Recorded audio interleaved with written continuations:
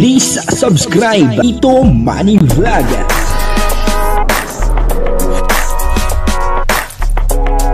Payagan po si Tito Manny Vlog na mag-reactor para pambiling gamot sa kanya pong karamdaman. Wala man siyang records ng ng awayan. Yung po si Joy Diwata ay nagsalita na tungkol po doon sa issue sa nangyayari ngayon na si Joy Diwata ay rumerekta daw po sa sponsor at dito ay nagpaliwanag po siya at alamin po natin papanoorin po natin yung video at syempre bibigyan po natin ng konting reaction. Pero bago po yan, ako muna po bumabati sa inyo lahat ng magandang umaga, magandang tanghali at magandang gabi sa inyo lahat mga kapatid. Saan man kayo ng panig ng mundo naroroon ngayon ay mag-iingat kayo palagi at pagpalain kayo ng ating Panginoon. Maraming salamat din po sa patuloy na tumatangkilik sa aking YouTube channel at nanonood sa aking video reaction. Patuloy lang po natin suportahan sila Kuya Bal Santos Matubang, Kalinga Prab at Edna Vlog, Jack Tapia at yung mga kasamahan ko po sa Karepa. Ganun din po yung Team Views at yung mga charity vlogger na Kalinga Partner. Ito po yung video na kung saan ay nagsalita na itong si Joy Diwata tungkol po doon sa issue ngayon na lumalabas na si Joy Diwata daw ay may kausap na sponsor at rumerekta na. Ito po yung video. Ang kabuuan po ng video ito ay mapapanood po natin sa YouTube channel ni Andy Kayakap Vlog. Ngayon ay anong masasabi mo na sa mga lumalabas ngayong balita na si Joy daw ay may narekta na sponsor? Ano masasabi mo doon ay? Ay, wala, Kuya Andy, simula na po hindi kami nakikipag sa sponsor. Yung sasabihin ko, ending madirekta kami o madirekta sa amin ang sponsor. Wala, Kuya Andy. Yan. Talagang napapanood din naman po siguro, Kuya Andy, ng lahat na kahit maliit na bagay, nadaan kay Kalinga Prab o kahit kanino nadaan bago makarating sa amin. One-on-one, personal na tanong at kailangan masagot ni Joy ng katotohanan. Yung nasa katotohanan lang po. Dahil gusto ko po kasi yung katotohanan, yung walang kasinungalingan mga kababayan.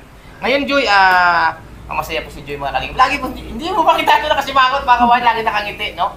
Ngayon Joy, ay ako nandito, ano bang may nalalaman ka ba about sa mga nangyayari ngayong mga ilang araw na nakakalipas?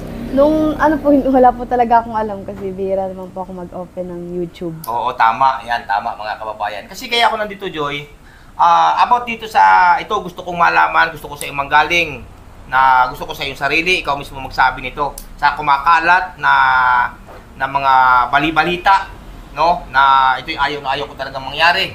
Joy, kasi ako nandito, gusto kong malinawan ng lahat, hindi lang ako, no?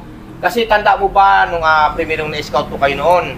Tanda mo yung mga pangaral ko sa inyo na ano man ang mangyari, maging mabait kayo, yung magsabi ng katotohanan at higit sa lahat, no, ay yung kung sakali na may mga sponsor kayo, ay huwag kayong rirekta sa sponsor o huwag kayong magpapawakwak, ika nga, no?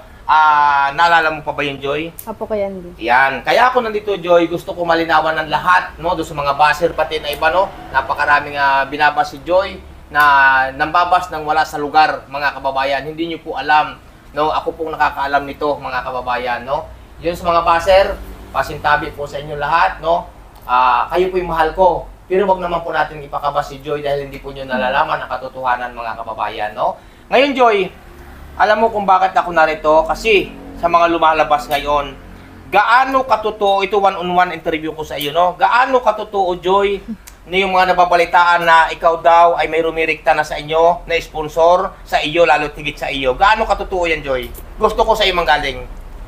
Siyempre, hindi po totoo yun, lalo na po nung nagpa-feeding po baga. Hindi ko naman din po yun, alam na. Hindi naman po yun sa akin nagdirekta. Siyempre po, sinabi lang din po yun sa akin ni Kalingap Dan na ayun po may pa-feeding. Tapos sila naman po ang nag-asikaso nun. Tsaka hindi po sa akin galing yung yung budget. Opo. Hindi ka nakatanggap. Hindi po.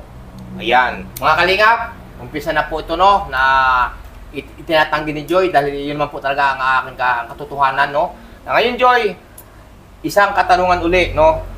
Gaano rin katotoo, gusto ko sa iyo rin manggaling na ikaw daw ay ang mga sponsor daw, may mga sponsor daw na narekta na sa iyo o sa iyo ibig sabihin sa iyo na nagpapadala. Ngayon, Joy, totoo ba yan o hindi? Dahil sa totoo lang ay kailangan malaman ko ang kasagutan, kailangan malaman nila Kasi sa nababalitaan itong iba na kaya ka nababas dahil ikaw daw ay nagdirekta ka na daw sa sponsor.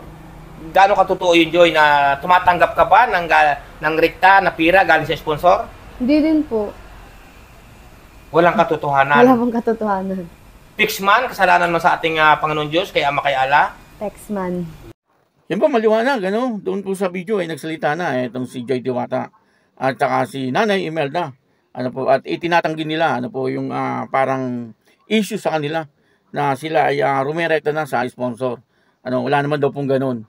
At malabo naman daw pong mangyari iyon. Sapagkat sila daw po ay talagang hindi nila gagawin yung mga ganung bagay. Ano, kasi alam naman po nila. Ano, sabi nga po ni Andy Kayakap ay talagang sinabihan niya po si Nanay Imelda at saka si Joy Diwata na wag po nilang gagawin na rumekta sa sponsor. Kung sakaling may mga sponsor na nakikipag-usap sa kanila, ay tanggihan nila. At yun naman po ang nangyayari. Ano po, talagang mapagkakatiwalaan naman po itong si Joy Diwata at saka si Nanay Imelda. Kasi po ay tumatanaw ng utang na loob.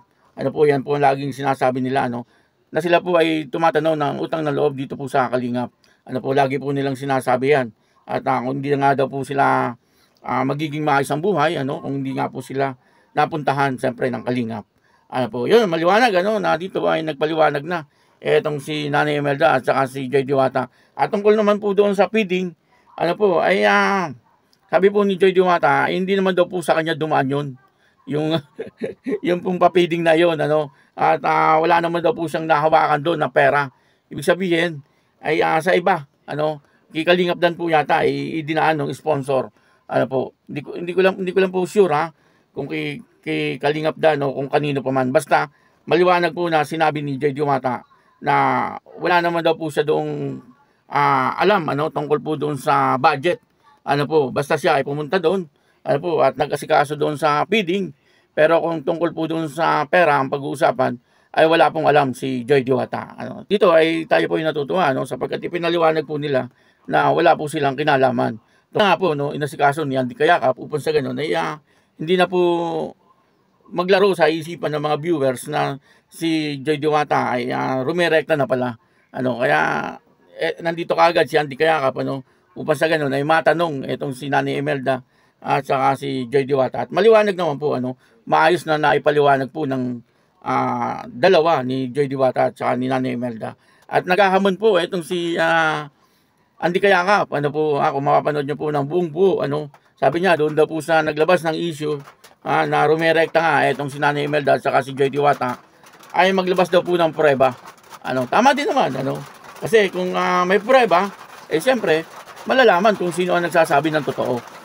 Kung si Nanay Imelda ba o si Joy Diwata o kung sino man yung nagsabi na rumirekta itong si Nanay Imelda at saka si Joy Diwata sa sponsor. Tama naman si Andy Kayakap na maglabas ng prueba upang sa ganon ay malaman kung ano yung katotohanan. Pero dito, naniniwala din naman po tayo kay Nanay Imelda at saka kay Joy Diwata. Kaya yun, maraming salamat po sa inyong lahat. At patuloy lang po natin suportahan yung Dan Joy. At ako po si Tito Manny Vlog na nagsasabing God bless you all. Diyos mabalos.